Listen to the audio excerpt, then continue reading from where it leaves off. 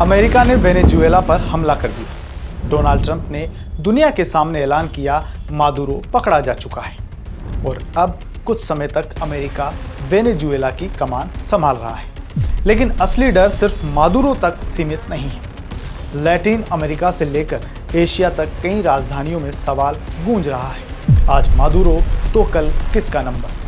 3 जनवरी 2026 की रात वेनेजुएला की राजधानी कराकस में एक के बाद एक तेज धमाके सुने गए। यूएस फाइटर जेट्स ने वेनेजुएला के एयरबेस, कमांड सेंटर और कम्युनिकेशन सिस्टम पर बड़े पैमाने पर स्ट्राइक की। इसके कुछ ही घंटों के भीतर ट्रंप ने सीएनबीसी और अपने बयानों में कहा, हमने निकोलस मादुरो और उनकी पत्नी को कैप्चर कर लिया है, उन्हें देश से बाहर ले जाया गया है और जब तक ट्रांजिशन नहीं होता वेनेजुएला को हम रन करेंगे।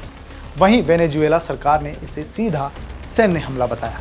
पूरे देश में इमरजेंसी लागू कर दी गई और इसे राष्ट्रीय संप्रभुता पर हमला कहा गया। डर इस बात का नहीं कि एक तानाशाह हटाया गया, डर इस बात का है कि ऐसा बिना किसी यूएन मंजूरी के किया गया। 1945 के बाद यह पहला मौका माना जा रहा है जब किसी देश के मौजूदा राष्ट्रपति को खुले सैन्य ऑपरेशन में हटाया गया हो और उस पर कोई अंतर्राष्ट्रीय सहमति नहीं ली गई। ट्रंप का बयान इस डर को और बढ़ाता है। उन्होंने साफ कहा कि वेनेजुएला का तेल अमेरिकी हितों के लिए जरूरी है और अमेरिका तब तक वहां रहेगा जब तक उसे सही लगे।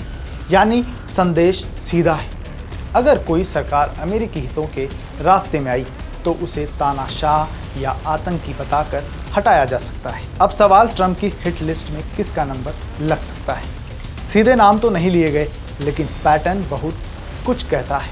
क्यूबा, निकारागुआ, बोलिविया ये वो लेफ्ट रूल्ड देश हैं जो सालों से यूएस के निशाने पर हैं। क्यूबा ने वेनेजुएला हमले को स्टेट टेररिज्म कहा और साफ बोला, आज वेनेजुएला है, कल कोई और होगा। रूस और चीन दोनों ने इसे इंटरनेशनल लॉ के खिलाफ आक्रमण कहा क्योंकि वेनेजुएला में उनका तेल, मिलिट्री और जियोपॉलिटिकल इन्वेस्टमेंट था।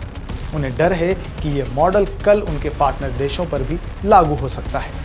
ईरान जैसे देश, लीगल एक्सपर्ट्स की राय है कि अगर यह प्रेसिडेंट सेट हो गया तो कल नार्को टेररिज्म की जगह कोई और लेबल लगाकर ईरान, सीरिया या किसी और विरोधी राज्य पर भी इसी तरह के ऑपरेशन को जस्टिफाई किया जा सकता है।